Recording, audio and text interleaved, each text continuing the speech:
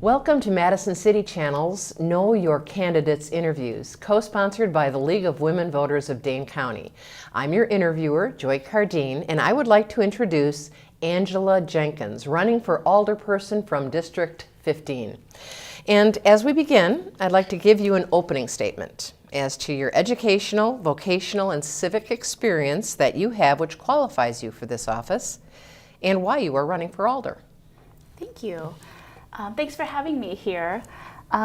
So I have been involved in my neighborhood as the neighborhood association president since elected into that position in the fall of 2015. As an active community member, I love, meeting new neighbors and bringing together peoples with different backgrounds, socioeconomic, and really continuing to build a vibrant neighborhood community. As many know, my family moved from Seattle, Washington, and we don't have any friends or family in the area, and therefore the neighborhood becomes more important to us than anything. In addition to that, I have been an active member in my children's public school as a parent member in helping them do fundraising as well as events for my children's classmates and the school in general. Lack of affordable housing and the pressure that it brings to the issue of homelessness is a chronic problem that Madison cannot seem to get ahead of. What new ideas can you advance to help address the issue? Affordable housing is highly complex in my opinion. We are very fortunate to be able to live in a wonderful city in raising our family.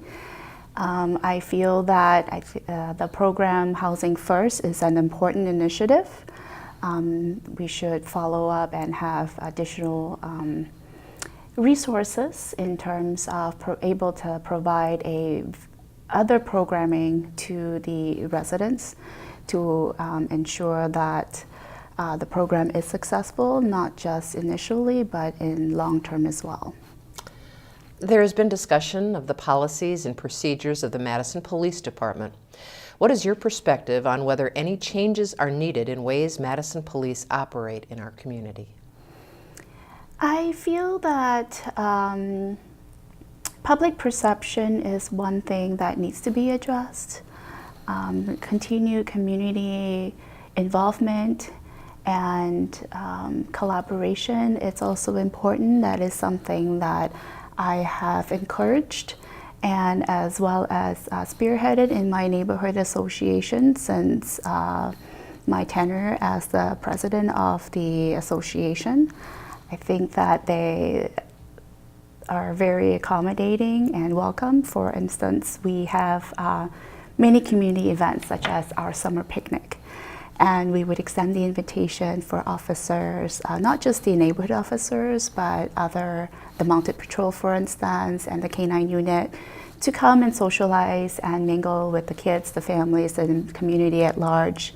And it's been very, very positive in that regard, and I like to see more of those events and collaborations between the law enforcement officers as well as the community at large. Many residents perceive Madison to be a divided city, one in which people of color are less likely to thrive than are whites. Do you share this perception? And if so, what might you propose to address the division? Equity issues, sadly, it's an unfortunate perspective. As a woman of minor status or of color, I do share and I can see from both perspectives. And again, I am a collaborator, and I strongly feel that it's important to bring people together and have a respectful conversation and engage in meaningful conversation in getting to know each other and to able to elaborate, some of the challenges, because at the end of the day, I just strongly feel that our core values are exactly the same. We want a safe neighborhood. We want affordable housing. We want to be able to provide for our family. I have young children. I would like to see them thrive and therefore and have access to open and public spaces, with trees and clean lakes and waters and education. And so there are a lot of shared common values, and I like for us to continue to have those discussions. What do you believe is the specific issue of most concern to the residents of your district, and how do you want to work on solving it? So, like the city of Madison, the projected growth of the city is astronomical. It's both exciting and scary at the same time. That said, there is this snowball effect in terms of its impact in the neighborhood as well. So there are some development that's happening in my district, and there are some shared concerns over what these developments mean and how it may or may not impact the residents at large. I strongly believe that we have other that the focus needs to be surrounding affordable housing and ensuring that there are housing opportunity for everyone, and that the transportation, so in terms of our public transit system, needs to be enhanced so that it is accessible to many and that we're less reliant on our own cars and able to take public transportation to to attend many of the activities and employment in general. Which council committees do you believe you should serve on, and why? I have my heart on the Sustainable Committee, as well as the Community Services Committee as well. And my reasons being in that sustainability is one of my passions. I believe that for a community to continue to be vibrant and thriving, there needs to be planning for its future that includes the infrastructure, the environment aspect to it, the educational component, and therefore, being on the forefront of it and continuing on the quest essentially that were initiated several years ago will be important.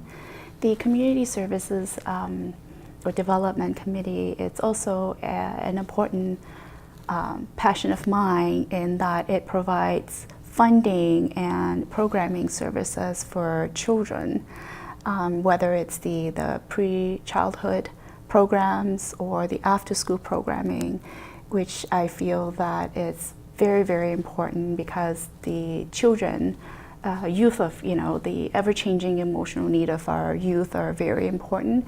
And we need to work together to ensure that there are programs and services that are accessible to all of them. What would you like to say to the viewing audience as we complete this interview? I love to have the opportunity to represent everyone. I bring with me a very different and diverse background that I think will have a positive impact.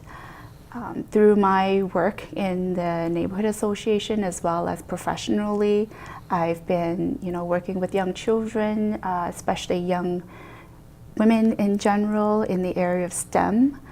And I feel that I'll be able to bring with me the diverse viewpoint as well as the leadership skills to be able to really bring the communities together and collectively make a difference in not just the community but the city as large as we continue to grow.